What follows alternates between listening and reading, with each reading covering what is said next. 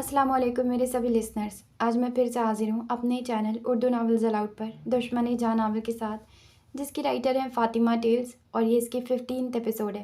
جلدی سے ناول کو کنٹینیو کرتے ہیں. آپ چینل کو سبسکرائب کر لیں، ساتھ ساتھ لائک، شیئر اور کامنٹس کریں. شہر کی ہر بڑی نیوز چینل کی وین اس وقت اس ہال کے باہر کھڑی تھی جیسے کوئی طوفان آنے والا ہو. رپورٹرز مائک، نوٹ بکس اور تیز نظریں لیے اپنی اپنی پوزیشن پر تھے. ہر آنکھ دروازے کی طرف لگی تھی، وہ دروازہ جس سے ابھی تک شہسوار ملک نے قدم نہیں رکھا تھا. لیکن سب سے زیادہ چہم و گوئیاں اس لڑکی کے بارے میں ہو رہی تھی جو دوسری لائن کی چوتھی کرسی پر خاموش بیٹھی تھی. فاطمہ ابراہیم. سفید لباس، بند مٹھی، سخت نگاہیں. وہی فاطمہ جو بار بار یہ دعویٰ کر چکی تھی کہ اس کے باپ کا قتل شہسوار ملک نے کروایا ہے. پریس کانفرنس میں اس کی موجودگی آگ میں گھی ڈالنے کے مترادف تھی. پھر اچانک دروازہ کھلا اور ہال میں جیسے وقت تھم سا گیا. شہسوار ملک، سیاست کا شاہکار، اقتدار کی علامت، اپنے مخصوص پرسکون انداز میں اندر داخل ہوا. سفید شلوار قمیض، بال سلیقے سے جمے ہوئے اور چہرے پر وہی پرانی خاموش برتری. جیسے ہی وہ اسٹیج تک پہنچا اور کرسی پر بیٹھا، چاروں طرف کیمرے اس کے چہرے کو قید کرنے لگے. السلام علیکم. معذرت کہ آپ سب کو انتظار کرنا پڑا، اس نے مختصر کہا، اور ہال ایک دم مکمل خاموش ہو گیا. وقت ضائع کیے بغیر بات کرتا ہوں. میں آج سیاست کو خیر بات کہنے آیا ہوں. ایک ہلچل سی مچ گئی. مائک بٹن دبنے لگے. رپورٹرز نے ایک دوسرے کی طرف چونک کر دیکھا. شہسوار ملک سیاست چھوڑ رہا تھا. 10 دن قبل الیکشن کے پہلی سب سے سینئر رپورٹر نے سوال داغا. سر، سیاست کیوں چھوڑ رہے ہیں؟ یہ کوئی عام فیصلہ تو نہیں؟ شہسوار کی نظریں ہال پر دوڑیں، لیکن پھر اچانک وہ ایک چہرے پر ٹھہر گئی. فاطمہ ابراہیم. وہ لمحہ نہیں رہا، ایک زخم بن گیا. وہ چند لمحے بس اسے دیکھتا رہا، جیسے سب کچھ بھول چکا ہو. جمال نے اس کا کندھا چھوا، یاد دلایا کہ وہ اسٹیج پر ہے. میں مزید سیاست کی گندی سڑکوں پر نہیں چل سکتا، بس اسی لیے دستبرداری کا اعلان کرتا ہوں. شہسوار نے آہستگی سے نظریں ہٹائی اور سنجیدگی سے کہا. یہ کہتے ہوئے اس نے دوبارہ فاطمہ کی طرف دیکھا. نہ پلک جھپکی، نہ چہرہ لرزا. اس کی آنکھوں میں ایک عجیب سا سکون تھا، اور فاطمہ کی آنکھوں میں وہی پرانی آگ. آپ گندگی سے بچنے کے لیے سیاست چھوڑ رہے ہیں، مگر گندگی صاف نہیں کر رہے. فاطمہ کی آواز سرد تھی مگر چپتی ہوئی. شہسوار جانتا تھا وہ سوال کرے گی اور سوال تلخ ہوں گے. اس طرح کے معاملات میں جلد بازی نہیں کی جا سکتی مس. اگر کیچڑ میں پتھر پھینکو گے تو چیٹے اپنے ہی دامن پر پڑتے ہیں. شہسوار نے نرمی اور دانش مندی سے جواب دیا. وہ ابھی اس کی آنکھوں سے بچنے کی کوشش کر رہا تھا. یعنی آج بھی آپ کو اپنے دامن کی فکر ہے؟ واہ، فکر کیسے نہ ہو، آخر آپ نے بے قصور کا خون جو اپنے ہاتھوں سے کروایا ہے. اب تو چیٹوں کا ڈر ہونا ہی ہے. فاطمہ نے سخت طنز کیا اور ہال ایک بار پھر ساکت ہو گیا. شہسوار بس اسے دیکھتا رہا. وہ کیوں نہیں سمجھتی؟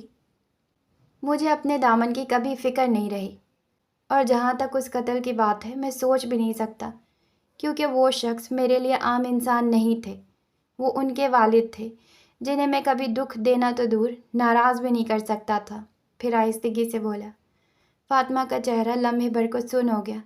شاید کوئی پرانا منظر ابھر آیا ہو. اگر آپ کے سوالات ختم ہو گئے ہوں تو ایک بات کہنا چاہتا ہوں. میرا نام اب سیاست سے جوڑنا بند کر دیں. یہ نہ پوچھا جائے کہ میں کیوں جا رہا ہوں، بس اتنا جان لیں کہ میں جا چکا ہوں. اللہ حافظ. شہسوار نے مائک تھاما اور آخری بار سب سے مخاطب ہوا. اس نے مائک بند کیا، نشست سے اٹھا اور اپنے گارڈز اور پی اے کے ساتھ ہال سے نکل گیا. کیمرے اس کے پیچھے پیچھے حرکت کرتے رہے، اور فاطمہ بس اسی کرسی پر بیٹھی رہ گئی، جیسے اس کے دل میں کوئی پہاڑ دھڑام سے گرا ہو. لیکن گرد ابھی بھی نہیں بیٹھی تھی. دفتر کی کھڑکی میں ہلکی دھوپ اندر آ رہی تھی. دیواروں پر گھڑی کی سوئیاں دوپہر کے اوقات بتا رہی تھی، اور کمرے میں پھیلی ہلکی سی خوشبو روما کی قیمتی پرفیوم کی تھی. فردان ابھی اپنا ٹیسٹ لے کر آفس میں داخل ہوا ہی تھا کہ سامنے روما کو مسکراتے ہوئے چلتے پھرتے دیکھا. بالکل صحت مند، خوش باش. اس کے ہونٹوں پر خود بخود ایک شرارتی مسکراہٹ ابھری. جھوٹ بولتے وقت ذرا جو شرم آئی ہو. فردان نے ٹیسٹ ڈیسک پر رکھتے ہوئے چوٹ کی. بالکل درست فرمایا، اتنی سی بھی نہیں آئی. روما آرام سے اس کے سامنے کرسی پر بیٹھتے ہوئے بولی۔ فردان نے سنجیدگی سے سر ہلایا۔ روما، میں تمہیں معصوم سمجھتا تھا۔ روما نے آنکھیں سکیڑ کر اس کی طرف دیکھا۔ اور میں بھی اتنا چالاک نہیں سمجھتی تھی آپ کو۔ میں نے کیا چالاکی کی؟ فردان نے حیرانی سے پوچھا۔ روما نے شرارت سے پلکیں جھپکائی۔ وہ ٹیسٹ آپ کو پتہ ہے مجھے میتھس نہیں آتی، پھر بھی۔ بس یہ ڈرامے بازی اب نہیں چلے گی، تمہارا ٹیسٹ ہوگا، فردان نے انگلی اٹھا کر سخت لہجے میں کہا۔ روما نے جیسے احتجاجی جلوس نکال دیا۔ ایسے کیسے ہوگا؟ میں نہیں دوں گی، یہ میرا آخری فیصلہ ہے۔ اس نے ہاتھ فضا میں بلند کر کے جیسے قسم کھائی ہو۔ مگر وہ یہ نہ سمجھ پائی کہ باتوں باتوں میں فردان اس کے اتنا قریب آ چکا تھا کہ اب دونوں کے درمیان صرف سانسوں کا فاصلہ باقی تھا، اور اگر زبردستی لے لوں تو۔ فردان کی سانسوں کی گرمی اور آواز کی نزدیکی نے روما کو ایک لمحے کے لیے ساکت کر دیا۔ یہ آپ؟ روما کی آواز لرز گئی، آنکھیں حیرت سے پھیل گئی۔ ٹیسٹ دو گی نا آپ؟ فردان نے شرارت سے اس کے کان میں سرگوشی کی۔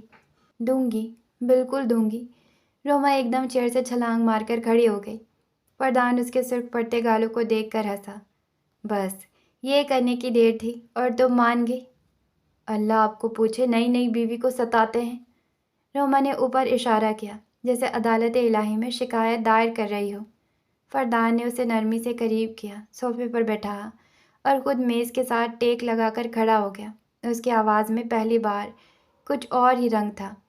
روما، تمہیں زبردستی میرے لیے دل میں جگہ بنانے کی ضرورت نہیں ہے۔ میں دیکھ رہا ہوں تم خود کو بدل رہی ہو میرے لیے۔ میں نہیں چاہتا تم خود کو بدلو، میں خود اپنی جگہ بناؤں گا تمہارے دل میں۔ روما کی آنکھیں پلکیں جھپکنا بھول گئی۔ وہ سمجھ گئی تھی، وہ سمجھ چکا ہے۔ یہ کوئی عام شوہر نہیں، یہ وہ شخص ہے جو بغیر کچھ کہے سب کچھ سمجھ لیتا ہے۔ فردان، آپ غلط سمجھ رہے ہیں۔ روما آہستہ سے اس کے پاس آئی۔ روما، تم میری بیوی ہو اور مجھے بہت پیاری ہو۔ میں بس چاہتا ہوں تم مجھے دل سے قبول کرو۔ فردان نے اس کے چہرے پر گرے بال سلیقے سے ایک طرف کیے۔ روما کی آنکھوں سے ایک قطرہ آنسو نکلا اور آہستہ سے فردان کے ہاتھ پر گرا۔ آپ بہت اچھے ہیں، شکریہ مجھے سمجھنے کے لیے۔ اور میں بہت حسین بھی ہوں، فردان اس کا آنسو صاف کرتے ہوئے شرارت سے کہا۔ اگر آپ حسین ہیں تو میں وفادار رہوں گی آپ کے معاملے میں۔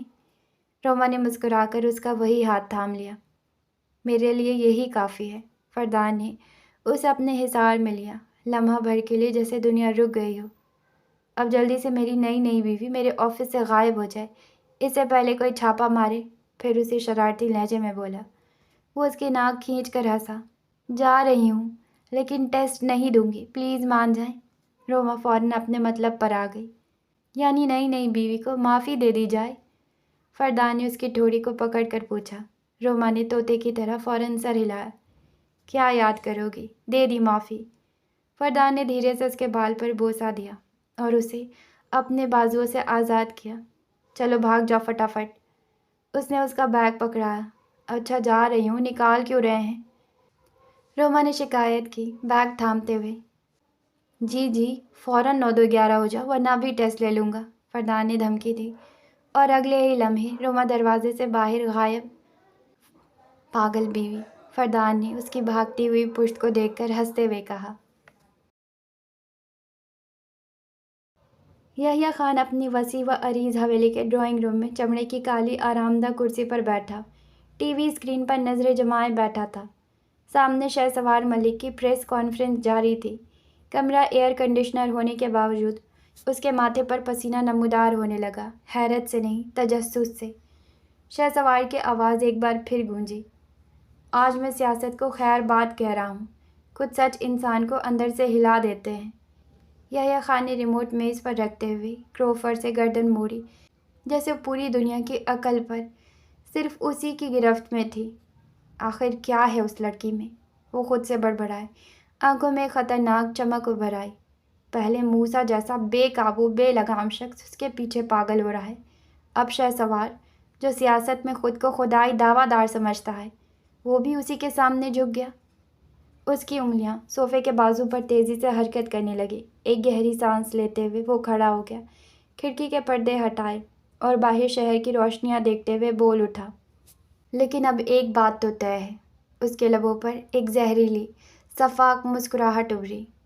موسیٰ کو فاطمہ سے جدا کرنے کا جو کھیل میں نے چالاکی سے شروع کرنا تھا، اب اسی کھیل میں شہسوار میرا بہترین مہرہ بنے گا۔ انہوں نے کہکہا لگایا، ایک زہر سے بھرا کہکہا جو صرف دل کو نہیں، روح تک کو چھلنی کر دے۔ کمرہ جیسے ایک شیطانی ہنسی سے گونج اٹھا۔ فاطمہ کے قدم تیزی سے شہسوار کے آفس کی طرف بڑھے۔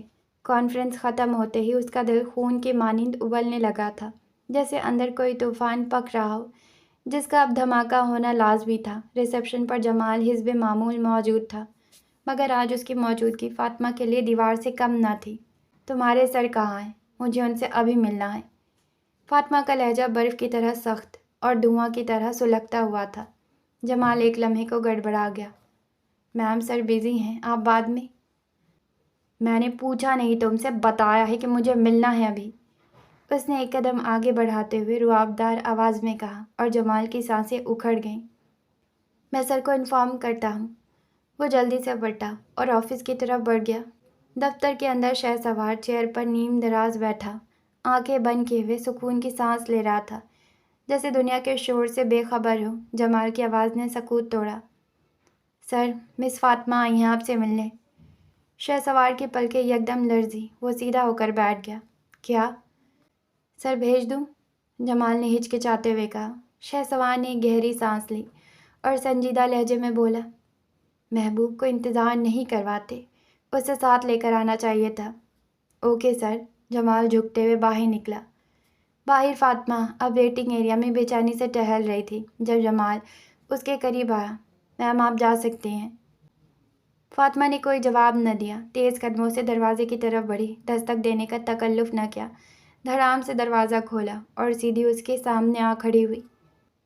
تمہیں کیا لگتا ہے سیاست چھوڑنے سے بچ جاؤ گے؟ تم نے میرے باپ کو مارا ہے اور میں تمہیں آخر تک گھسیٹوں گی۔ فاطمہ کی آنکھیں شعلے برسا رہی تھی، ہاتھ میز پر دے مارا۔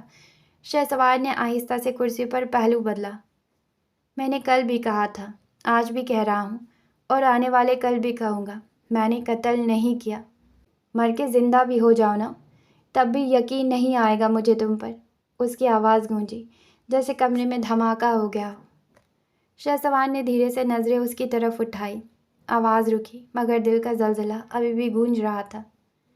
میرا تو اسی دن مرن ہو گیا جس دن سنا آپ نے موسیٰ شیر خان سے نکاح کر لیا۔ فاطمہ جیسے کرسی سے لڑکھڑا گئی۔ کس نے کہا تمہیں؟ جس نے بھی کہا ہو، لیکن آپ نے غلط انسان پر بھروسہ کیا ہے۔ فاطمہ کی آنکھیں شعلہ وار تھیں۔ موسیٰ چاہے جیسا بھی ہو، تم سے لاکھ درجے بہتر ہے۔ تم نے کیا کیا؟ ایک عورت سے بدلہ لینے کے لیے اس کے باپ کو مار دیا۔ نہیں کیا قتل۔ شہسوار اب خود پر قابو کھو بیٹھا۔ اگر کرنا ہوتا تو اس کا کرتا جس سے بدلہ لینا تھا۔ کیوں نہیں سمجھتی آپ؟ میں تم سے محبت کرتا ہوں۔ شہسوار کی آواز میں اب کرب گھل چکا تھا۔ میں تم پر ایک خراش تک برداشت نہیں کر سکتا، اور تم کہتی ہو میں نے تمہارے باپ کا قتل کیا۔ فاطمہ کی آواز ہچکیوں میں ڈھل رہی تھی۔ تمہاری محبت اور تم بھاڑ میں جائیں۔ تم نے میرے انٹرویو کا، میری ریجیکشن کا بدلہ لیا ہے۔ کاش تم مجھے مار دیتے میرے بابا کی جگہ۔ شہسوار کی آنکھوں میں نمی لرزنے لگی۔ میں تم سے اونچی آواز میں بھی بات نہ کروں، اور تم کہتی ہو میں تمہیں مار سکتا ہوں۔ بس۔ فاطمہ کی آواز بلند ہوئی۔ قسم کھاتی ہوں، ایک بار ثبوت ملنے دو، چوراہے پر لا کر پھانسی دوں گی۔ وہ مڑی، مگر شہسوار نے آواز دی، اگر قاتل میں نہ نکلا تو تمہاری کیا سزا ہوگی؟ فاطمہ کے قدم جیسے زمین میں گڑ گئے۔ مجرم تم ہی ہو، وہ لرزتے ہونٹوں سے بولی۔ شہسوار اس کے قریب آیا، آنکھوں میں گہرائی تھی۔ قسم کھاؤ، اگر میں بے گناہ نکلا تو جو سزا میں دوں گا وہ قبول کرو گی۔ ایک لمحہ، صرف ایک لمحہ خاموشی رہی، اور پھر فاطمہ نے پلٹ کر ایک لفظ کہا، قبول ہے۔ وہ چل دی، دل میں ایک طوفان لیے، آنکھوں میں ایک جنگ لیے، اور پیچھے رہ گیا شہسوار ملک، جس کی دنیا فاطمہ کے ایک قبول ہے سے پلٹ گئی تھی۔ رئیسہ اور سیام شاپنگ مال کی روشنیوں میں گھوم رہے تھے، ہر طرف چکا چوند، لوگوں کا ہجوم، رنگ برنگی دکانیں اور بیچ بیچ میں ہلکی موسیقی کا شور۔ رئیسہ سیام کے لیے شرٹس دیکھنے میں مصروف تھی، اس کی نظریں کپڑوں پر تھی جب اچانک ایک مانوس سی آواز نے اس کے قدم جکڑ لیے۔ رئیسہ، کیسی ہو؟ ہم کتنے ٹائم بعد مل رہے ہیں۔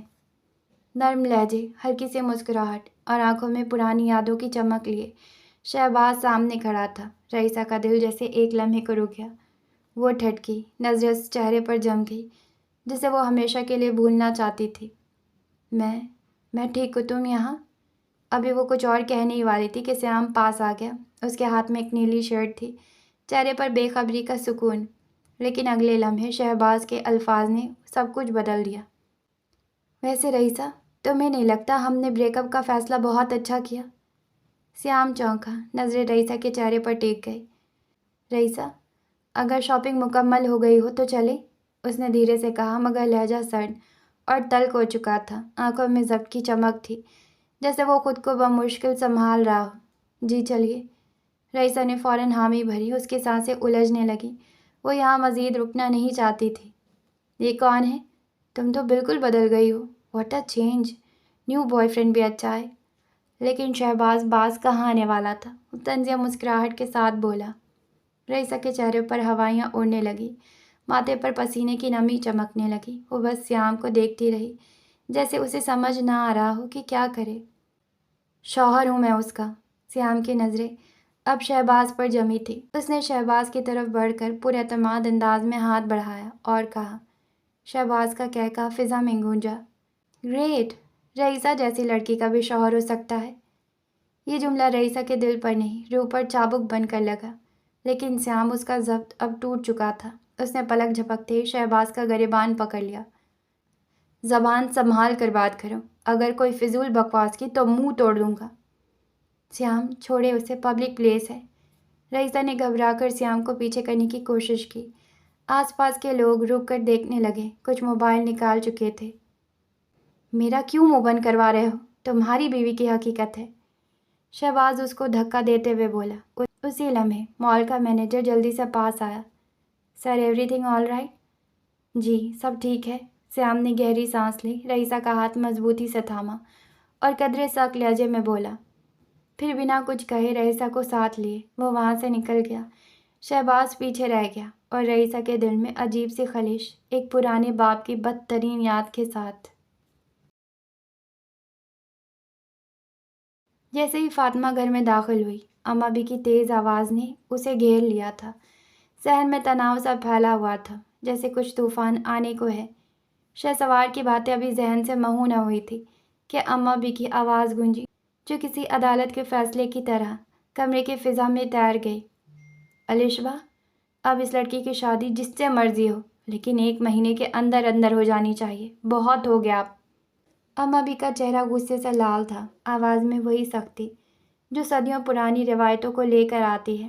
الشبہ بیگم نے دبے لہجے میں جواب دیا، لیکن دکھ ان کی آنکھوں سے آیا تھا۔ اماں، کوئی مناسب رشتہ تو ہو، ایسے کیسے فیصلہ ہو سکتا ہے؟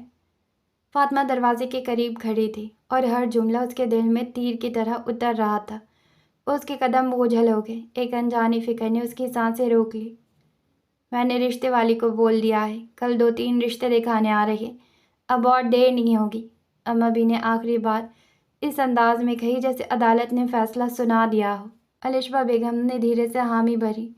وہ جانتی تھی ابراہیم صاحب کے بعد یہ گھر فاطمہ کا مستقبل بن جانا چاہیے۔ فاطمہ نے ایک لمحے کو کچھ سوچا، پھر تیزی سے سیڑھیاں چڑھتی اپنے کمرے کی طرف بھاگی، جیسے اس کے اندر کچھ ٹوٹ کر بکھر گیا ہو۔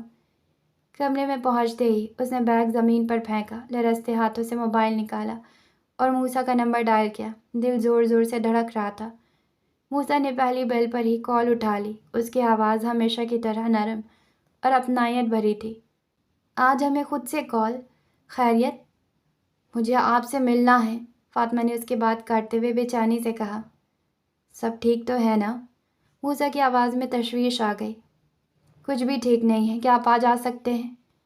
ریلیکس، میں آ جاؤں گا رات کو، تم فکر نہ کرو۔ اوکے، پھر رات کو بات ہوتی ہے۔ یہ کہہ کر فاطمہ نے کال کاٹ دی۔ ابھی موبائل بیڈ پر رکھا ہی تھا کہ اسکرین چمکی۔ واٹس ایپ کا ایک نوٹیفیکیشن آیا۔ ہاتھ کب کپا رہے تھے، جیسے دل کو پہلے سے اندازہ ہو۔ پیغام کھولتے ہی ایک سطر نے اسے جھنجھوڑ کر رکھ دیا۔ تمہارے باپ کی طرح تمہارا بھی قتل کر دیا جائے گا۔ سانسیں جیسے رک گئی، دل کی دھڑکنیں بے ترتیب ہونے لگیں۔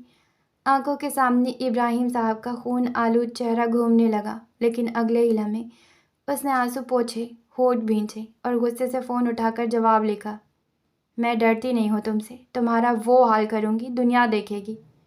پیغام سینڈ کر کے اس نے موبائل بیڈ پر دے مارا اور تیزی سے باتھ روم کی طرف چلی گئی۔ دروازہ بند ہوتے ہی کمرے میں ایک عجیب سا سناٹا چھا گیا، ایک طوفان آنے والا تھا۔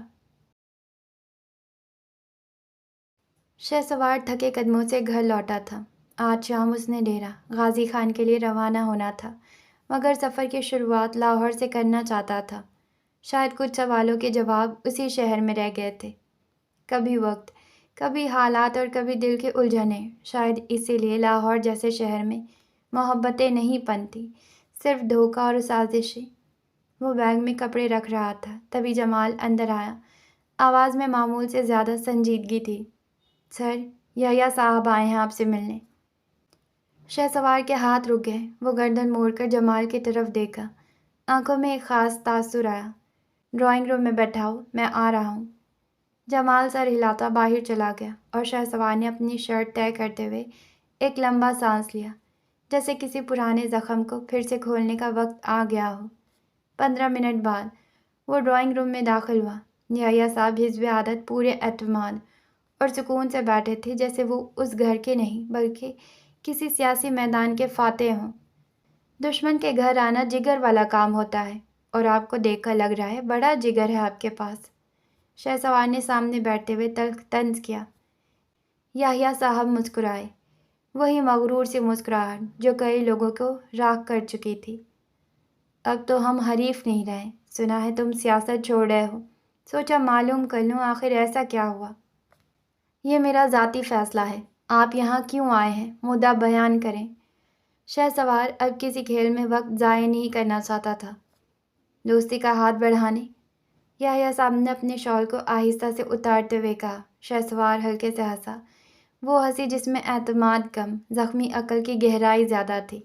میں سیاست چھوڑ رہا ہوں، سیاسی چالیں نہیں۔ دشمن سے دوستی ایسے ہے جیسے برابر میں بیٹھا سانپ کاٹے نہ۔ تو مجھے غلط سمجھ رہے ہو، میں چاہتا ہوں ہمارے تعلقات بہتر ہوں۔ نہیں ہو سکتے، اب آپ جا سکتے ہیں۔ شہسوار نے سیدھا دروازے کی طرف اشارہ کیا۔ یحییٰ صاحب اٹھتے اٹھتے رک گئے، نظریں گہری ہو گئیں۔